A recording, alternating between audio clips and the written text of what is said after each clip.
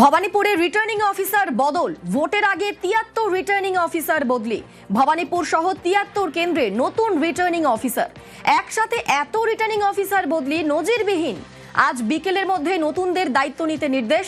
Vote পরিচালনায় গুরুত্বপূর্ণ ভূমিকা রিটার্নিং অফিসারদের। এসআইআর বিজেপি পার্টি অফিস থেকে বসে হচ্ছে, আর এখন এই যে অফিসার বদল এটাও বিজেপি পার্টি অফিস থেকে বসেই হচ্ছে। শুভেন্দু অধিকারী থেকে শুরু করে বিভিন্ন নেতাদের হোয়াটসঅ্যাপ যাচ্ছে, সেই অনুযায়ী কাজ হচ্ছে। খুব সিম্পল ব্যাপার। এক সময় তো বাংলার আইন শৃঙ্খলা খারাপ বলে আপনারা বাংলার নির্বাচনগুলোকে ২ দফা থেকে ৮ দফা অব্দি নিয়ে গেছিলেন। আজকে যখন সেটা আপনারা ২ দফায় নিয়ে চলে এলেন, তার মানে বকলমে তো আপনারা স্বীকার করলেন বাংলার আইন শৃঙ্খলা বেটার হয়েছে। বাংলার আইন শৃঙ্খলা বেটার হয়েছে যে অফিসারদের জন্য, সেই সেটআপটাকেই আপনি ভেঙে দিচ্ছেন। বাংলার নির্বাচনী প্রসেস ঠিকঠাক করে চলুক, এটা কি চাইছেন? চাইছেন না।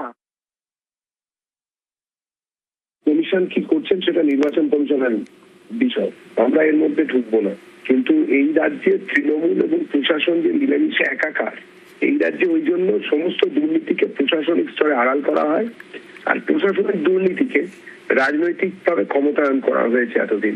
নির্বাচন কমিশন যা করছেন সেটা নির্বাচন কমিশনের ব্যাপার, কিন্তু নিরপেক্ষ প্রশাসন ছাড়া নির্বাচন সম্ভব নয়। সেটা গণতন্ত্রের একটি শর্ত, সেটা সবাই জানে।